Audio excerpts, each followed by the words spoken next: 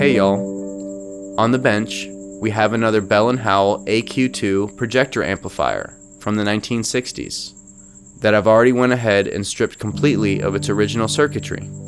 In its place, we will be installing an entirely new circuit based around Fender's Harmonic Tremolo from the short-lived Brownface era.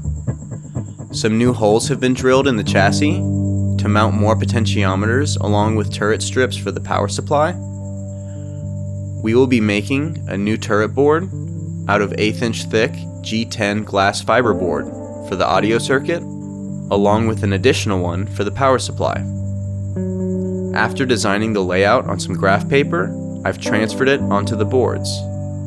63 holes drilled on the audio board and 17 on the power supply board. Now after installing the turrets, here is a dry fit. With the boards in place, it's easier to cut the hookup wire to an appropriate length to reach its connection. I've gone ahead and soldered in the wires running underneath the board. What a mess. Let's put them back in. Much better. Let's quickly go over the general layout. On the right, we have our rectification circuit and the first filter node. On the secondary board, we're going to have the rest of our power supply, along with this terminal strip down below. And on the main board, we're going to have the audio circuit. Tried as best I can to keep our signal wires separate to prevent any unwanted coupling between the stages. Moving on to the installation of our components. This will not be a direct clone of any particular Fender Brownface amp, but rather an amalgamation based heavily on the 6G5 Pro, mainly the preamp and tremolo circuit, with a few tweaks. Instead of a 12AX7 for the input stage, we will have two parallel triodes of a 6SL7, and substituting the Brownface tone circuit with a simple 5-way tone switch in the preamp. Our second gain stage will be run through a 6AV6, which is electronically equivalent to a 12AX7, but only one triode.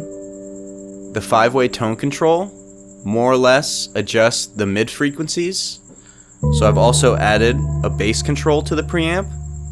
Between the preamp and the power amp lies the tremolo circuit, which I've added a switch allowing you to make the harmonic tremolo into bias tremolo. So the frequency split no longer occurs and we only have modulation of the volume. When in bias tremolo mode, we do get some additional gain in the preamp, further expanding the tonal palette. The power section, while similar to the 6G5, had to be completely redesigned in order to use a 6SL7 tube for the long tail pair in place of the 12AX7.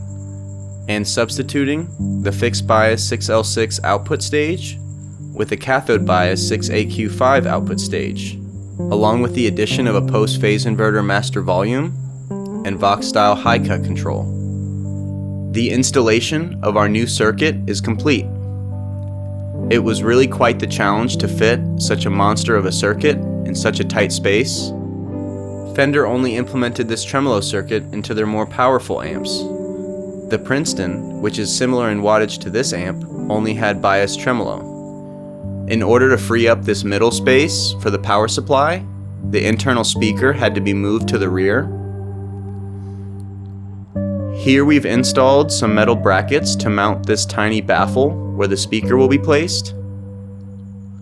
Voila! To conclude, let's plug a guitar in and see how it sounds. First, here's a quick rundown of the tone control. From low to high, we get an increase in mid frequencies and high end.